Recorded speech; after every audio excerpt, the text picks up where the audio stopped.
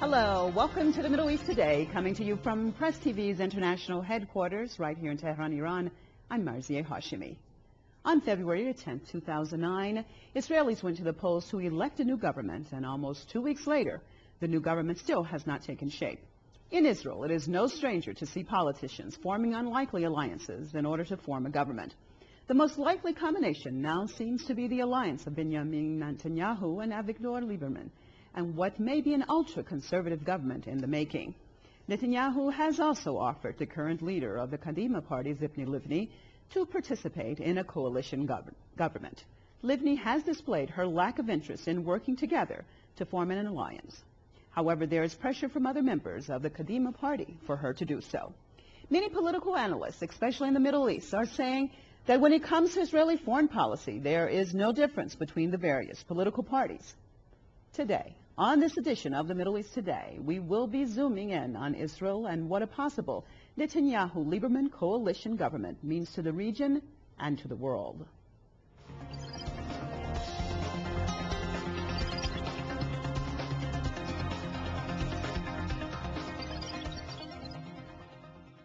And I'd like to welcome my guest to today's program from Los Angeles, former U.S. Congresswoman and 2008 Green Party presidential candidate in the U.S., Ms. Cynthia McKinney.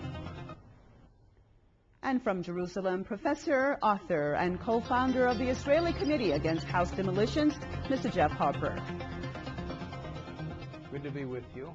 Nice to have you. And from London on the phone, spokesperson Israel Connect, Richard Millett. Again, welcome all of you to the program. I'd like to start off with you, Cynthia. Some observers argue that a possible Netanyahu-Lieberman coalition government, that Netanyahu would be the hostage of Lieberman's ultra-right policies and stances. How do you see the combination and exactly how it might take shape and what it will likely mean? Well, first of all, I think there's been a lot of speculation in the United States as to what exactly a Netanyahu-led government would mean for President Barack Obama. And I think that basically, first of all, the administration has indicated that it would be willing to work with anyone who is able to form a government in Israel. We also have the statements that the president made during the time of his campaign when he talked about the unshakable relationship between the United States and Israel. So I would foresee problems with the relationship with the United States only to the extent that President Obama is prepared to stand for justice and for peace by standing up for Palestinian human rights. Okay. And how do you see it as far as affecting the region? Do you think that it makes a difference having this type of government in Israel, or do you see it as not having much of an effect or much of a change? Well, it was interesting to watch the Kadima party leader participate and actually act as the spokeswoman for the incursion, the action, the military action of Israel in Gaza, where the world witnessed not only massacres but genocide as well. And to see that she went along with what the Israeli leadership decided to do was particularly disheartening for those of us who have always wanted peace and expected a platform of peace from her in particular.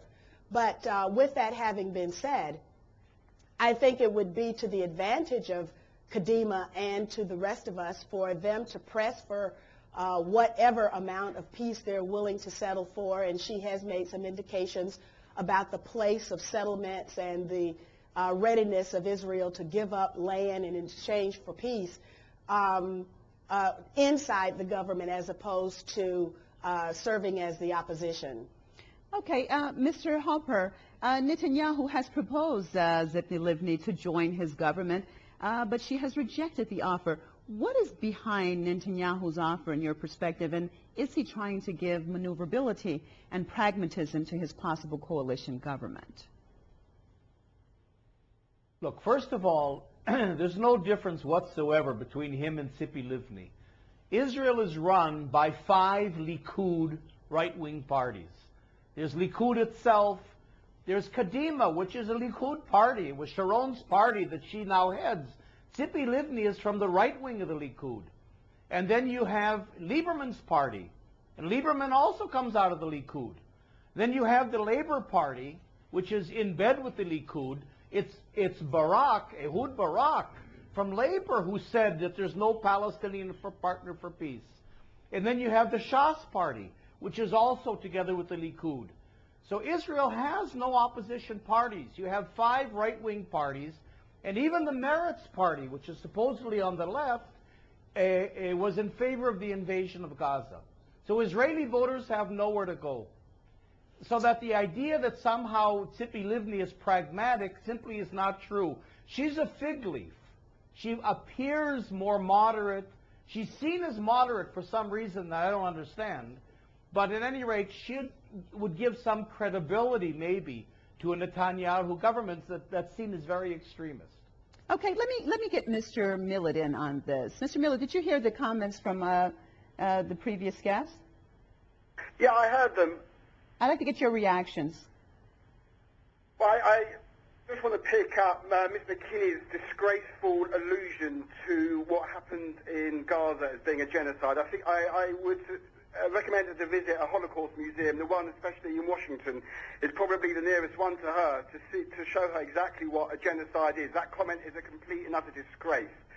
As for the actual elections, look, what happened after the withdrawal from Gaza, Hamas built itself up to an extremely powerful position. It had been rocketing, we've been over this many times before, it had rocketed Israel with 8,000 rockets. Whatever your guests think, before there is any potential for any progress of the peace issue, Hamas and Fatah have to come together and have to stop firing rockets into Israel. There is Okay, no way. Mr. Millett, I'm looking at the election right now. Let us look at the election, the Israeli election. In your perspective, do you think that it makes a difference? Does Tzipi Livni, this is what we're looking at right now, do you think that if she goes in and helps form this coalition government, will add a sort of more moderate perspective to the government, or does it make a difference? This is what I want you to answer. I think maybe Netanyahu would like her to join the government. I think it would obviously give him more credibility with Obama, because Obama would like to see Likud and Labour in a coalition government of national unity. And obviously that would be much better for Netanyahu. But at the end of the day, it's not the most important thing. You know, peace with Egypt came from Likud. It came from Menachem Begin, who everyone condemned as being exactly the same type of politician as Netanyahu or even Lieberman. And peace was made with Egypt. There's been peace with Egypt ever since. So peace can come from the right, and it has come from the right. You have the evidence right in front of you.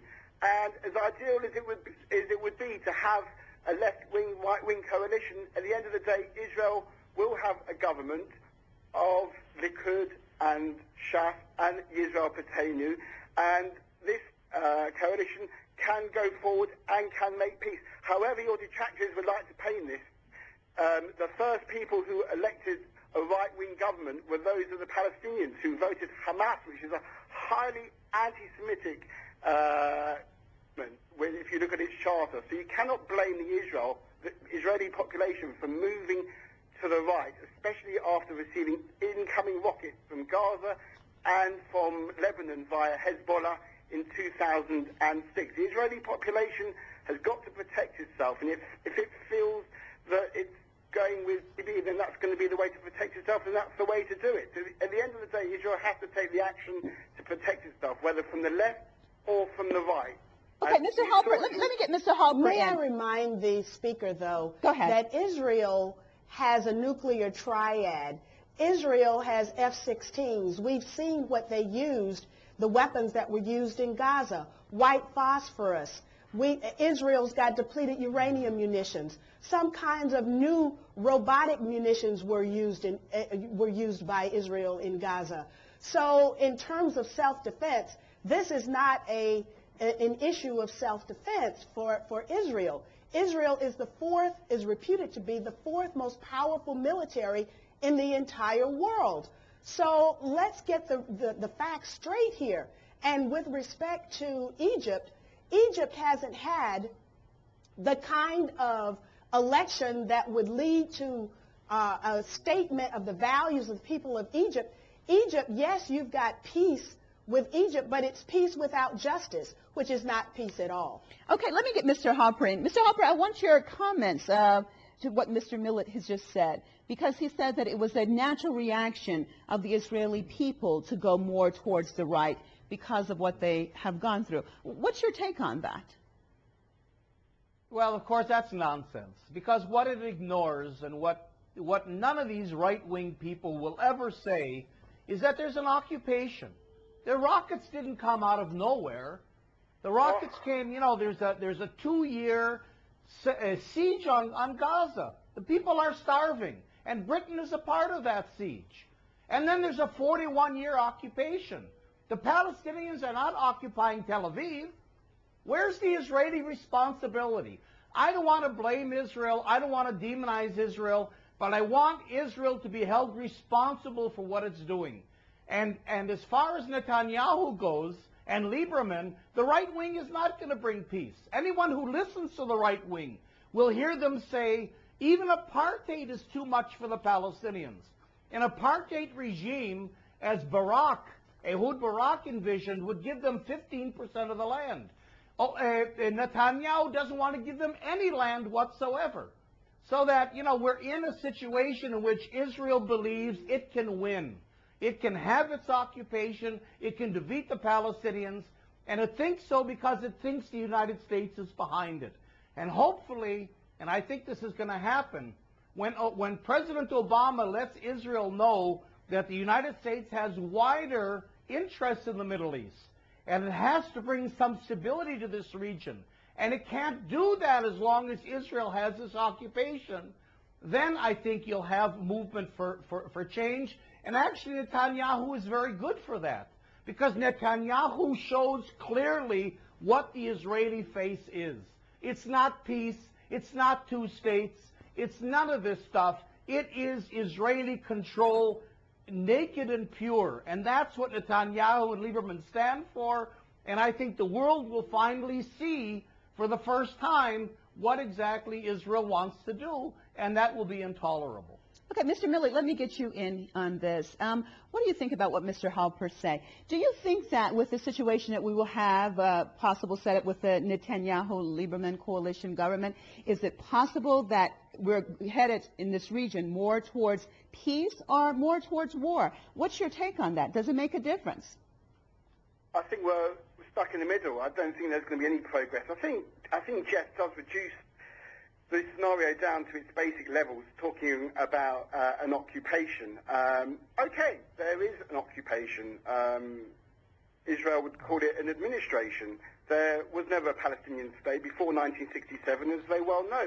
The West Bank was controlled by Jordan and Gaza was controlled by Egypt. And the two countries attacked Israel. Israel had to defend itself and took over those areas so that the same thing wouldn't happen that happened in 1967, the possible annihilation of Israel then. So Israel has to occupy at the moment, and there has been peace accords signed in the Oslo process. We didn't get to the end of it, unfortunately. But just to say that it's all to do with the occupation is nonsense. If Israel withdrew from the West Bank, we could have exactly the same scenarios happened in Gaza. There could be a coup by Hamas over Fatah, where Hamas killed many of Fatah members, and then the rockets would not just be hitting Sderot, the rockets would be hitting Tel Aviv. They would be hitting the Israeli airport. They would be knocking British Airways and El Al and Egyptian and Jordanian, etc., airliners out of the sky. And economic... Okay, Mr. What about Millett, Israeli settlements? Mr. Millett, okay, we're going off track again. We're going off track. Ms. McKinney, I'd like to get your comments to what Mr. Millett just said.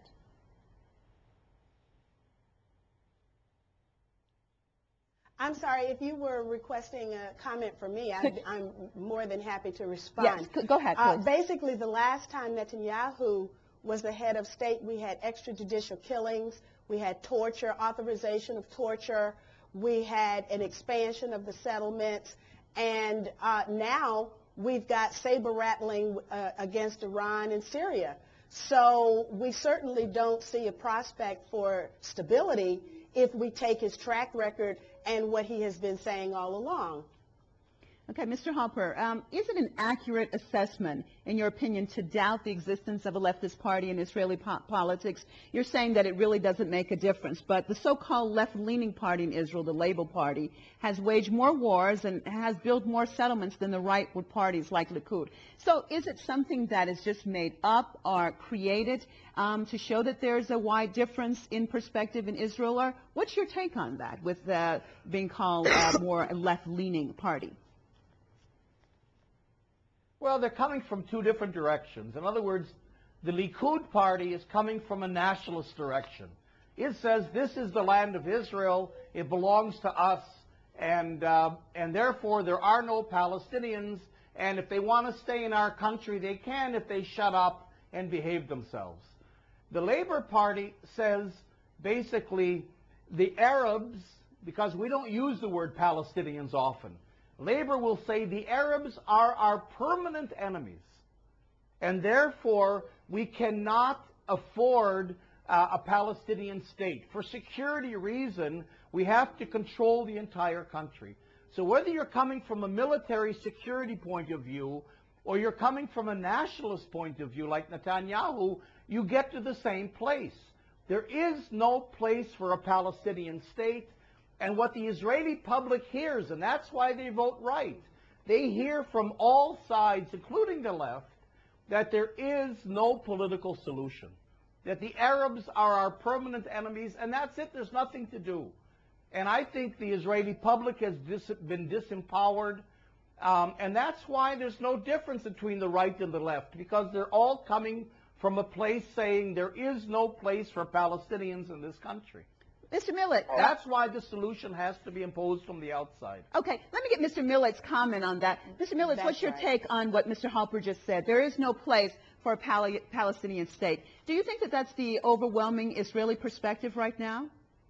Not at all. There is there hopefully will be a Palestinian state in the West Bank and the Gaza Strip. Netanyahu, in the Wide River Agreement, in the Oslo peace process, handed back large chunks of the West Bank under the Y Accord, as Jeff will know. As for the settlements can come down, but, you know, Yasser Arafat negotiated with Barak, but the main settlements will stay, and there will be a land swap, as Bill Clinton stated, under the Clinton parameters. You just can't take the settlements all the way back to the 1967 borders. You cannot evacuate 300,000 people, but there will be land swaps. And this is what all the negotiations are about. But at the moment, the Israeli public feels very threatened by Hamas, by Hezbollah, and by Iran. Iran is supplying these two terrorist organizations. Iran has threatened to wipe Israel off the map. Iran held a Holocaust denial conference a few years ago, which is a huge insult to the Jewish people, which was totally unnecessary, and Israel has to take defensive action. Okay, so Mr. Millett, do you feel that there is a major difference in the parties when it comes to this peace process? I don't think there probably is a lot. I think it's all words. I think Netanyahu, the basic difference is Netanyahu wants to build up the institutions of a social society, first of all. That's what Tony Blair is doing. Jenin is totally transformed since 2002, when there was a terrible conflagration. Jenin is totally different to what it was then. The West Bank is slowly being built up. Hopefully the same can happen with Gaza. But Hamas has got to stop drop its charter. It's got to agree to the accords that were signed with Fatah, and it's got to renounce violence. And okay, let me get Ms. McKinney in here, because we're limited in time. Ms. McKinney, I'd like to get your perspective from what he's just said. Well, I think basically what your question is does the nature of the manifestation of Zionism depend on a particular political party? And I think ultimately we have to go to what Zionism is. And in the end, probably not. It does Zionism? not depend on a particular political party. And with that having been said, I would like to agree with the gentleman who stated that a solution has to be found from outside, and I think that's why the relationship with the United States is so important. I have asked President Obama as well as the Congress publicly to not devote one more dime, not one more weapon to the Israeli war machine. Let me just remind people that Israel has to respect the sovereign rights of the Palestinian people, and that includes the people of Gaza.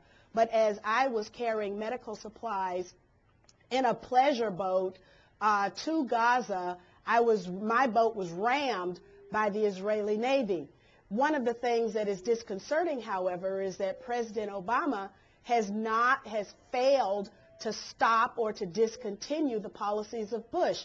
That's with respect to torture, rendition for torture, protection of the Bush administration officials excuse me. So how optimistic? In their various I'm sorry to interrupt you, but I'm limited in time. One would call so war how crimes. Optimistic, Ms. McKinney? And so we've got Cynthia, to can you see hear a me? discontinuity from the Obama administration, which we have not yet seen. Okay, I think you could not hear me. How optimistic then are you? You said that you have discussed this with the Obama administration or sent messages. How optimistic are you that policies will change now towards Israel? As you said in the beginning, now we're seeing some of the same old, same old. Are you optimistic that there will be changes? Well, I have to take the Obama administration for what it has done thus far and what it has said. And from what it's said and done, there will be no changes. And that's why it's important for the people of the United States who disagree with this policy to speak up, to organize, to mobilize, and activate themselves. I will definitely be a part of that activation and that mobilization. Okay, and on that note, we are out of time, and I'd like to thank Ms. McKinney, Mr. Hopper, and Mr. Millett. And as always, I thank you, our viewers, for joining us. And you can check us out, our website that's being shown at the bottom of your screen. We'd love to hear from you, too. So send us your emails to metoday@presstv.ir. That's a wrap for me from Tehran. I'm Marzieh Hashemi signing out for Middle East Today. Goodbye.